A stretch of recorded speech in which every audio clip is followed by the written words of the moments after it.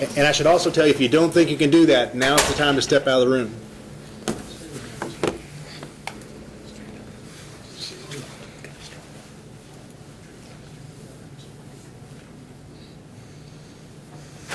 All rise for the jury.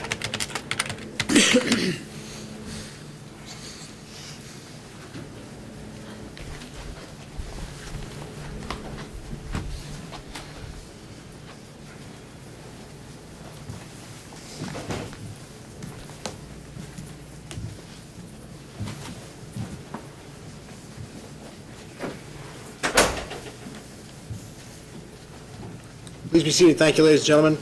Ladies and gentlemen of the jury, it's my understanding that you have reached a verdict. Mr. Habib, are you the foreperson? Yes, Your Honor. If you would hand the verdict forms to the sheriff, please.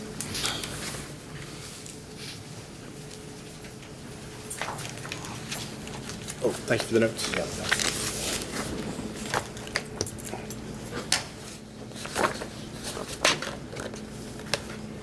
Echo 747.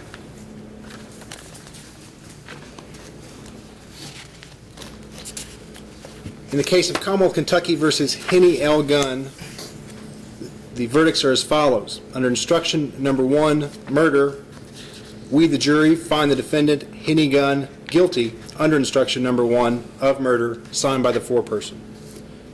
Instruction number 2, manslaughter in the first degree, we find the defendant, Henny Gunn, guilty under instruction number 2 of manslaughter in the first degree. Under instruction number 3, manslaughter in the second degree, we, the jury, find the defendant, Henny Gunn, guilty of manslaughter in the second degree. Verdicts under instruction number 4, burglary in the first degree. We, the jury, find the defendant, Henny Gunn, guilty under instruction number 4 of burglary in the first degree. Instruction number 5, we, the jury, find the defendant, Henny Gunn, guilty under instruction number 5 of attempted burglary in the first degree. Verdict under instruction number 6, robbery in the first degree. We, the jury, find the defendant, Henny Gunn, guilty under instruction number 6 of robbery in the first degree. Instruction number 7, wanton endangerment in the first degree. We, the jury, find the defendant, Henny Gunn, guilty under instruction number 7 of wanton endangerment in the first degree.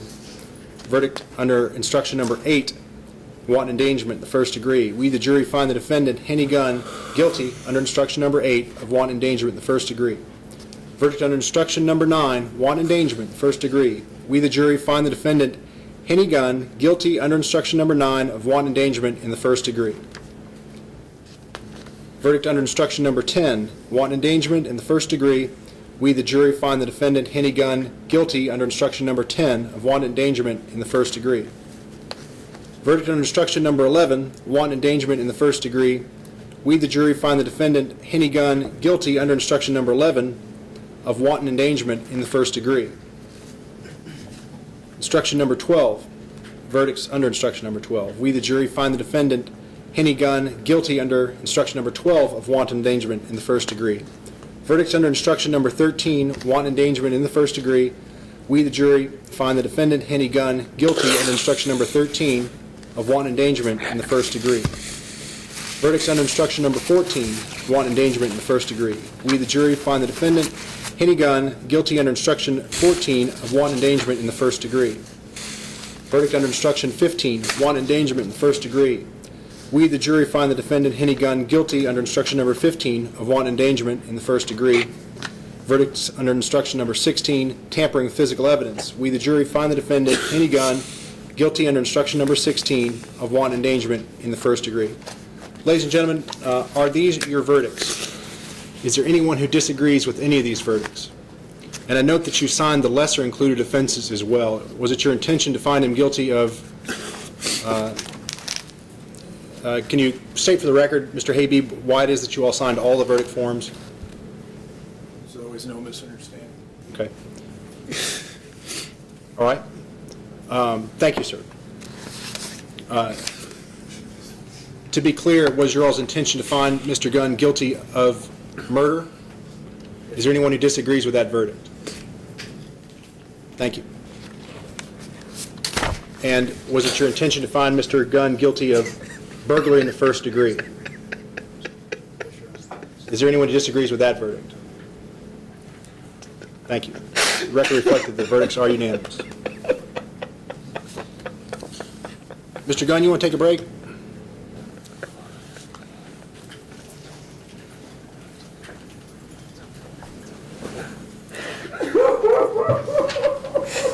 I'll tell you what, let's do it this way. Why don't you all take a break, and we'll come right back. If you all go with Mike, please, or with the sheriff.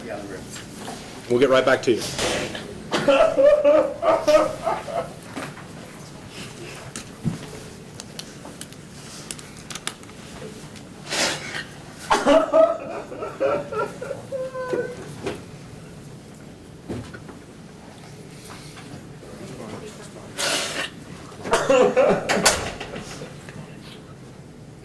Okay, everybody can sit down. Go ahead, grab a seat. Mr. Gunn, I think you probably ought to go sit this one out while we listen to the rest of the verdicts. And then we'll give you a chance to get yourself together, and then we'll come back.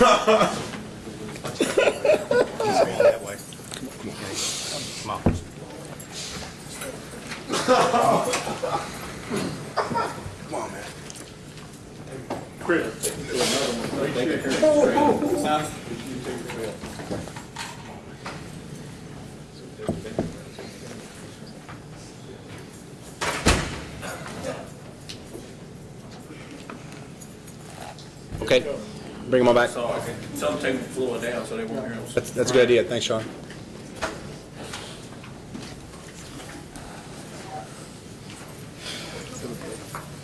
Hey, Mike, hang on 1 second, please. Hold up, Don. Hold up.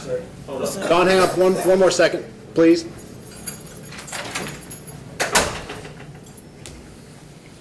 Move him downstairs.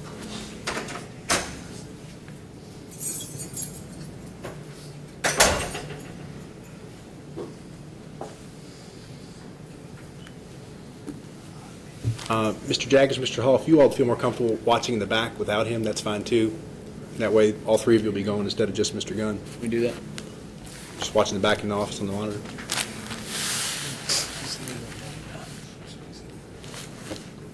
It's your call. Let's give you the option. I think we'll stay here.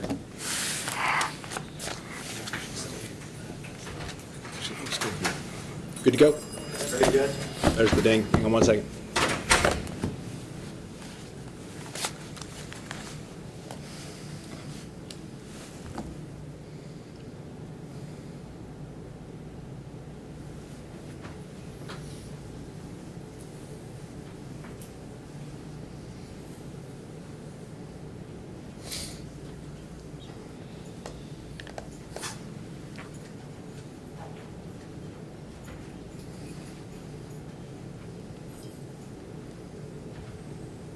Was the ding the elevator getting here or the elevator leaving? Okay. All right, we're good. Thank you, Sean.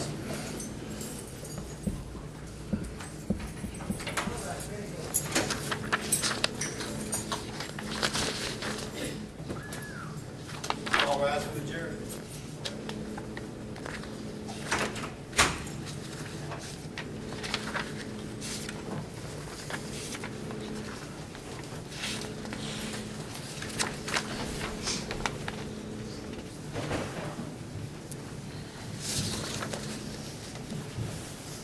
Thanks, folks.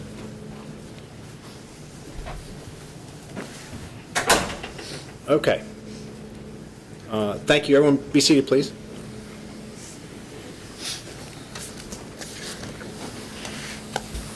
The instructions in the case of Commonwealth versus Eric Taylor, the verdicts are as follows. Verdict under instruction number 1, facilitation to murder.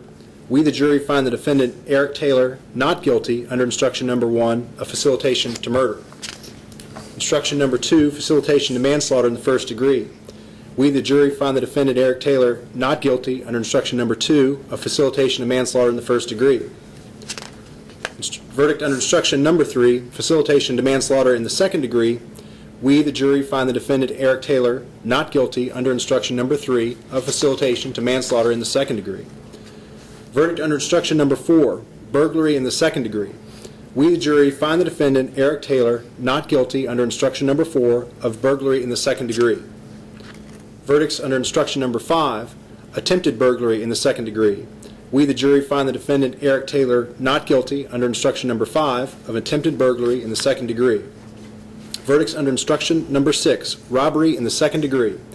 We, the jury, find the defendant, Eric Taylor, not guilty under instruction number 6 of robbery in the second degree.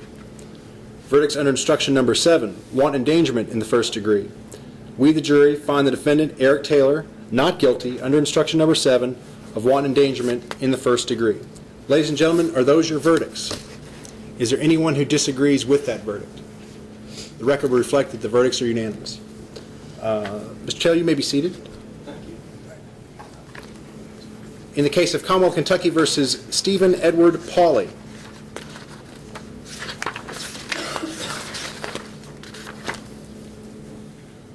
The verdicts are as follows. Verdict under instruction number 1, murder. We, the jury, find the defendant, Stephen Paulley, guilty under instruction number 1 of murder. Verdict under instruction number 2, manslaughter in the first degree. We, the jury, find the defendant, Stephen Paulley, guilty under instruction number 2 of manslaughter in the first degree. Verdict under instruction number 3, manslaughter in the second degree. We, the jury, find the defendant, Stephen Paulley, guilty under instruction number 3 of manslaughter in the second degree.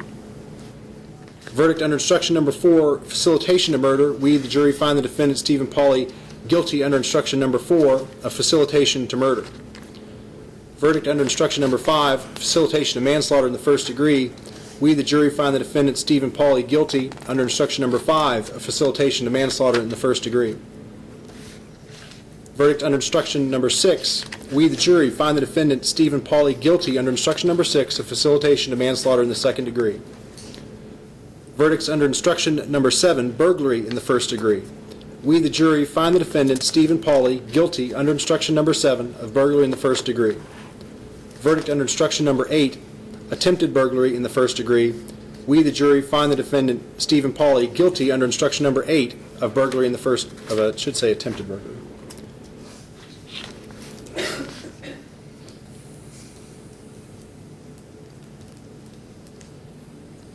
Mr. Habib, I may get you to initial that just because I wrote in the word attempted where it should be, but I'll hand that to you afterwards.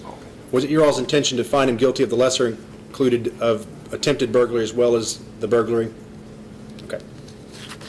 Verdict under instruction number 9, robbery in the first degree. We, the jury, find the defendant, Stephen Paulley, guilty under instruction number 9 of robbery in the first degree. Verdicts under instruction number 10, wanton endangerment in the first degree. We, the jury, find the defendant, Stephen Paulley, guilty under instruction 10 of wanton endangerment in the first degree. Are these your verdicts? Is there anyone who disagrees with these verdicts? The record reflects that the verdicts are unanimous. Ladies and gentlemen, again, having found guilty on murder, manslaughter, manslaughter 1, manslaughter 2, as well as facilitation to murder, manslaughter 1 and 2, was it your intention, Mr. Foreman, Mr. Habib, to indicate that you had considered each one of those verdicts? Was it your intention, let me say it this way, was it your all's intention to find him guilty of the most serious crime, which is murder? That is correct. And in indicating that you found him guilty of those lesser included offenses, does that indicate that by definition, if he's guilty of one, he's guilty of all of those, which I think is something Ms. White said during her closing argument? Is that a correct interpretation of your verdicts? And the same is to be said for the burglary in the first degree. That is there anyone who did not find Mr. Paulley guilty of burglary in the first degree? And was it your intention then, by finding him also guilty of attempted burglary in the first degree, to demonstrate that you had considered that, and that because he's guilty of one, he's necessarily guilty of the lesser included? Yes, Your Honor. And so it was your intention to find him guilty of burglary in the first degree? Right. Very good, sir. Thank you. Ladies and gentlemen, on behalf of all of us, we really appreciate the work that you've done so far. As you know, your work is not at an end. There's some work that we need to do in order to prepare for the penalty phase of this trial. And we'll take that up this evening and hopefully be ready for you by 10 o'clock tomorrow morning. I want to talk to you maybe one more time before we... Let me see counsel for a second at the bench.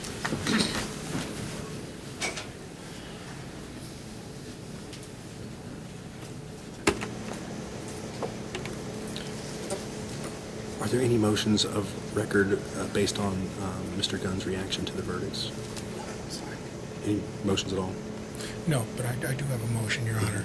I believe that the argument of the prosecution that guilt of the greater requires guilt of the lesser is both legally and logically inconsistent. I think obviously Your Honor saw that in asking the jurors, but rendering verdicts of guilt to the lesser is contradictory, logically and legally inconsistent. I believe that it's error. I believe that the prosecution to so instruct them at closing is error, and I believe that the verdicts as given are diametrically opposed, inconsistent, logically and legally at odds. I understand Your Honor's questioning of them, but they rendered verdicts finding my client guilty of lessers, and I think those are verdicts to which my client is entitled. Okay, your objection is noted for the Your Honor, I record. would join in that motion as well. Your They are objection is also, inconsistent. on behalf of Mr. Jaggers, on behalf of Mr. Gunn, has made the same objection. I haven't It's seen not it. unusual. I It's haven't not seen unusual this for, happen. I have seen it before, and they do it because they, as you may have, it was made clear by the court's question, I think, that people have a hard time leaving a blank. And you can't say that he's not guilty of manslaughter if they've just said he's guilty of murder. And I think the record reflects what their intention was. Whether they're Oh, Your Honor. whether that will override what their verdicts are is something for the Court of Appeals to take up. But I submit that it is Your Honor that has straightened it out. The verdicts are what they are. The record is what it is. I agree, and it's something that's above my pay grade to straighten out. That I'm accepting these verdicts as tendered, and there's no way to undo it because I can't go back there and tell them to find I'm not guilty of something if that's what they really meant. But So- the position of the defense is that an argument of the prosecution and the rendering of verdicts of guilty to lessers stand in contradiction to the greater, and the instructions are for a reason and for a purpose, and rendering them the way they are deprive my client of the lesser verdict to which he is entitled. It's unanimous. They have signed it. The verdicts are what they are. I understand Your Honor's questioning them, and I don't blame what you've done, but it seems to me that the court is making an effort to clarify the record, which you did, but the error is there. Okay, The same for the motion is preserved for appeal. Anything for the record at this point, I'll give you a chance later if you need to say something, but I I'll assume you say it object. later than I mean, Okay. obviously, Right. I don't believe that it characterized what I argued. My concern is, that these folks are obviously emotionally overwrought, and I think that was in part due to, not only to the gravity of the job that they have, but I think in part to Mr. Gunn's reaction to that. I think that's a fair comment on what took place. I'm probably going to talk to them about it, whether I do it tomorrow or this after or before they go tonight. I don't know. I can't speak for Mr. Jaggers, I can only speak for me, but it may be, based upon the outburst of his client, that this jury is now so prejudiced or so distraught or so highly pitched with emotion that they may be rendered unable to fairly and clearly and in an unbiased way render a sentence on my client. Whether they interpret what Mr. Gunn has done as some kind of fantastic performance or some kind of honest, raw emotion acknowledging the heinousness of what his acts are, my client shouldn't be burdened with them in front of this jury. I have instructed my client and his family to compose themselves. Obviously, Mr. Jaggers' client was unable to do that. I don't want my client prejudiced by it. Nothing could be more serious than a death penalty case where we have this kind of emotional display, which is either calculated to impact the jury in ways that I can only imagine, but I don't imagine it as good. Okay, and I interpret that as a motion to mistry the penalty phase of the proceedings. I do. I move for mistrial as to penalty phase. This can't be undone. And obviously, it was so great and it was so forceful. He fell to his knees. He was sobbing in his lawyer's arms. And up to this point, all his lawyer has ever said was that he didn't do this, he wasn't there. And obviously, this may be some admission of some greater thing, and I don't know absolutely. I have no clue as to what that is, Okay. and I fear as to what it means to this jury and the fairness of my client to a fair determination as to sentencing. Okay. Motion is preserved for the record. I'm going to overrule the motion respectfully. I do intend to admonish them with respect to that, and admonish them in my own inimitable fashion, which is by way of inquiry. as to whether, based on that admonishment, they're able to go forward, and if that pulls something up, we'll deal with it. But I'm not going to do it tonight. I'm going to let them sit on it tonight. Thank you. We'll take care of it in the morning.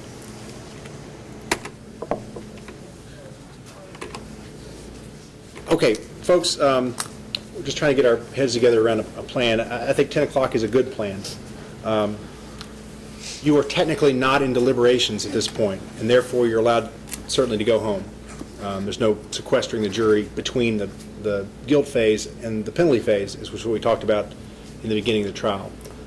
You are, however, still under the admonition not to discuss this case with anyone, including among yourselves, nor to form any opinions as to what the appropriate penalty would be in this case under these circumstances, because there's additional evidence that you'll have to consider before reaching that decision, and you will need to keep your mind open to all possibilities.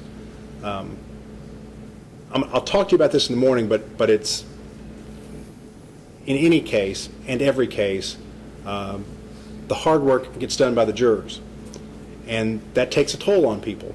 And it's obvious in looking at you all, engaging your reactions, that this has been hard on you. And that's perfectly understandable and perfectly acceptable. What I'm going to ask you to do tonight is let it go. Clear your heads, rest your bodies, and we'll come in here tomorrow and start off with the second phase of this trial. If not from a fresh start, at least we'll be rested and ready to deal with it. Okay? On behalf of everyone, let me thank you for the hard work, the time that you all have put in this thus far, and thank you in anticipation of the work yet to come. So I will see you all tomorrow at 10 o'clock. Yeah, let's meet in the back instead of out front.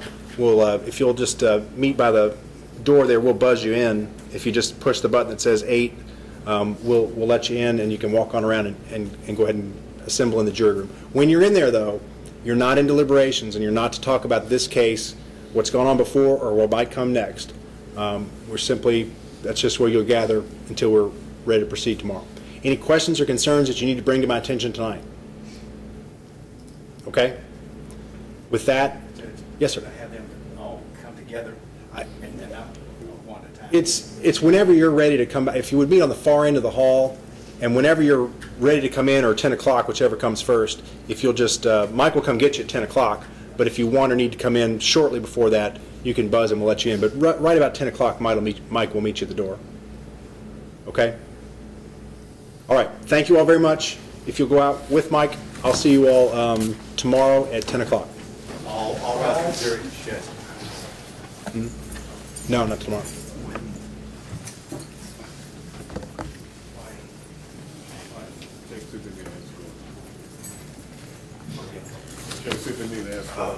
Nobody's permitted to leave the courtroom until we let you. Thank you all. If you just make yourselves comfortable for a minute, we got some procedural things to run through. And I appreciate the way that you all have comported yourselves. I know this is hard. I get it. And it's understandable if somebody becomes overwrought, but I appreciate your all's keeping it together. Let's talk about tomorrow. I have received a set of proposed instructions from the Commonwealth. They're fairly standard. They're basically straight out of the book. There's really only one way to do it, and that's what has been presented by the Commonwealth. There's some editing that needs to be done in terms of the mitigation that may apply, or the aggravation. Actually, the aggravation's okay. And I think that there's, on Mr. Gunn's, the number of wanton endangerment counts reference the incorrect. They all reference the first, Third phase. in the third, I'm sorry, that's in the third phase, never mind. Yeah. So that was. It was one away. Okay. But in terms of the capital sentencing portion, it's a fairly standard set of instructions. If anybody has something they'd like me to consider, I'm willing to do that. But otherwise, I'm going to give those instructions that are pretty much, if not directed by the Supreme Court, certainly well taken and very much approved by the Supreme Court. I haven't received them yet. I probably will have no objection, but I just Okay. received them. I'll give you my copy if you want to take a look. The Commonwealth is very much in keeping with that. And if y'all want to make copies tonight, I'll give you sort of a preview of what it's going to look like. Let me do that, and I'll get you all a copy to take with you. And Mr. Inspector, the ones that I'll prepare tonight will be very much in keeping with that. Yes, sir. Do you have motions with respect to Mr. Taylor? He can be taken back, and I was going to ask if I could leave. Do you have any other motions? Motion to release him Okay. from incarceration. All right. The jury having returned verdicts of not guilty on all counts, Mr. Taylor, you're relieved from further obligation in this matter, and you are free to go. Good luck to you. Judge, do you want me to wait in the courtroom, or? I don't think it's necessary. Okay, thank you. Okay.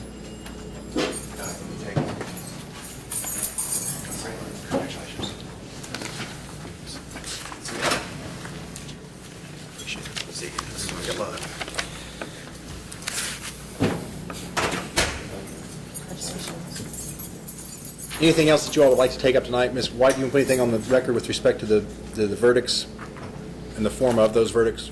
No, I guess the only thing I would have answered with the argument at the bench is that those are all lesser included offenses. And so I think, in fact, logically, if you are guilty of the greatest of the offenses, you are also mandatorily guilty of all of the lessers. And I did say in closing, if you're guilty of this, then of course you're guilty of the rest. I don't believe the characterization by defense counsel was correct that I said that they had to deliberate and find him guilty of all the other ones. I believe that my argument was, if you're guilty of A, then you must be guilty of B, C, and D.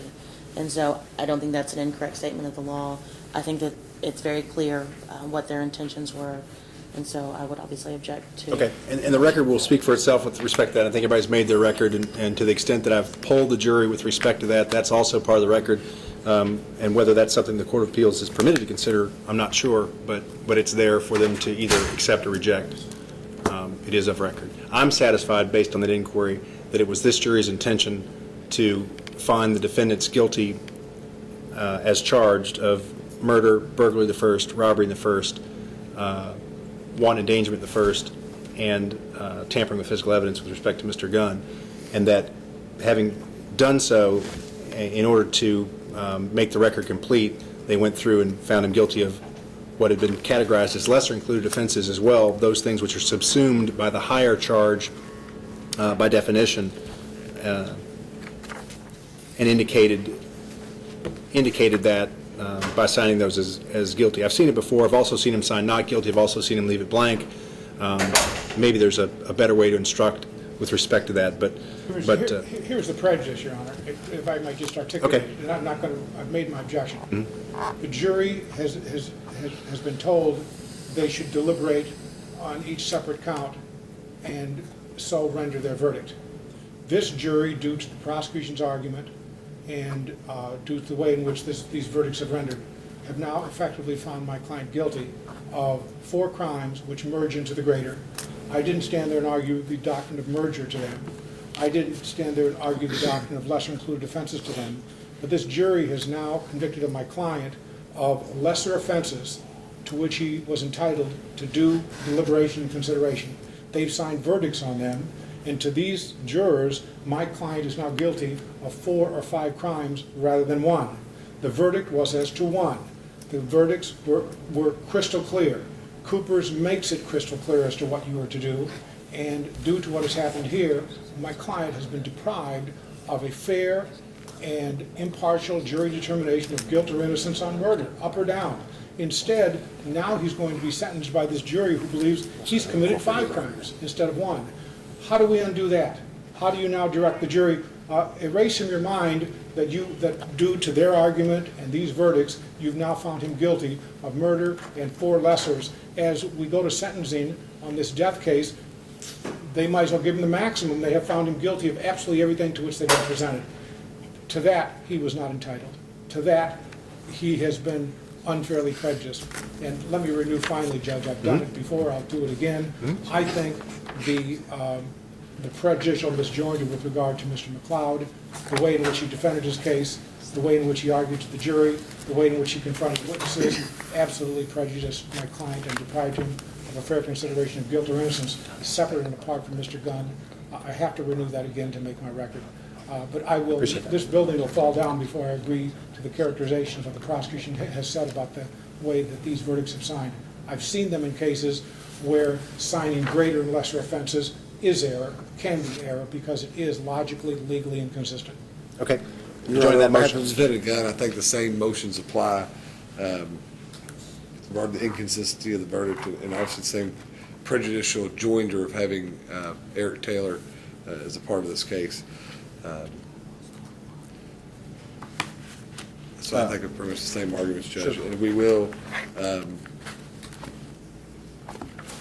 need to just sleep on some things, Judge, and I think we have some other issues to take up with regard to. Okay. Those motions are preserved for the record. The motion to, actually, I guess you didn't really form what the motion is. It's an objection to the form of the verdict. What the motion is It would be a to, mistrial. okay, the Mistrial motion for mistrial is respectfully denied, Same both for with respect to Mr. defendant Paulley and Mr. Gunn. And again, I think the record for the Court of Appeals is for them to sort out. For me, I have a perfectly clear understanding of what this jury was intending to do based on their verdicts. That, for example, with respect to Mr. Paulley, that by definition, if you're guilty of burglary in the first degree, you had to first attempt it in order to complete it, is essentially what they're saying. That in order to be guilty of murder, a subset of that being the manslaughter, the second, the facilitation of murder, the facilitation to first-degree manslaughter, facilitation to second-degree manslaughter, that my understanding is that they absolutely intended to find him guilty of murder. That was a unanimous verdict. That the subsequent signing of the guilty verdicts with respect to the lessers was essentially a housekeeping matter on their part to indicate that because he's guilty of murder, he's also guilty of those which are subsumed by the larger charge. That's my understanding of their verdict. I think the record reflects that. Whether that is nevertheless error is something for the Court of Appeals to decide, but I'm satisfied that the jury has done their job in this case, reached the verdicts unanimously, and to the extent they've found him guilty of more than one thing and double jeopardy applies, it only applies when it comes time to sentence him. You can be found guilty of all these things in theory, and you can only not be punished for both of these things. And when you're confronted with the punishment for a higher and a lesser charge, the higher charge will trump the lesser charge. So under that analysis, again, it's also perfectly acceptable for them to have done what they did, and if there are motions to dismiss those other convictions at an appropriate time, I'll consider those, and that time, however, would be at the time of sentencing. All right. My expectation is that I can get through the tendered instructions, and thank you all for doing that, so I don't have to type the whole thing. I don't actually have a set online, but I can get through that tonight and have it for you in the morning. I will make a copy of the bench book version of that so that you can have that with you and you'll know what to expect. For planning purposes, how long do you all think? Is Commonwealth going to offer anything in aggravation? Judge, we would offer the standard. We anticipate one witness. We anticipate then one witness dealing with the prior record, and that would, maybe one other, but that would be the proof for the Commonwealth. Okay. We could do it in about an hour or less. Okay. And we would at this time then renew our motion, since we're here under 724, anything that might be used tomorrow, that Okay. whatever we're entitled to, that we should. If there's any additional reciprocal discovery that needs to be tendered, if you all could do that tonight, that would be great. Just a couple minutes. About how long do you think, ballpark tomorrow, Mr. Jaggers, Mr. Hall? Probably have 9 to 10 witnesses, Your Honor. Okay. And I don't expect substantive, you think probably about an hour and a half? maybe an hour and a half, Your Honor. Okay. Mr. Mejia? Ms. Reeves? I'm thinking perhaps about the same length of time. Okay, so we're looking at 3 hours again. Okay. So if we get started right at 10, that'll put us to the jury at 1, and that should be just about right. Okay. Thank you all very much. I will see you tomorrow, and we'll press on from there. I do want to talk to the jury. If you all want to craft an admonition, if you want to suggest what I should tell them, if anything, about particularly Mr. Mejia, and without waiving your objection or your motion for a mistrial, if you want to suggest some verbiage to address that situation, I'm happy to consider that. Are you talking about the lessers? No, I'm talking about the Mr. Gunn's reaction to the verdict. Well, But if you just put it in writing, I'll make it part of the record, and I'll also consider it. But if there's something you'd like me to say to them in particular, I'm open to that possibility. I would just ask that Your Honor, in your own manner, inquire whether what they saw will somehow in any of their hearts or minds interfere with their inability, the ability to be fair and go on and to give a fair determination to two individuals here. That's the sum and substance of what I intend to do. I think we're on the same page. The fact that was mentioned during at least two of the closings, I mean, it's not evidence. The fact that Mr. Gomez crying during one of the things, that what anybody does at counsel table is not evidence. And while that was argued, I think, by every side, I'm going to reiterate to them what the evidence is and what it isn't as part of that admonition, and in making sure that that is not something that they will take into consideration because they can't. It's not evidence. Okay. Thank you all again. I'll see you tomorrow at, how about 9:30, and we'll pick up. I'll have instructions for you, and we'll figure out what Give we me a copy of the stuff. Yeah, I'll make one of these before you go. That'd be great. We'll see.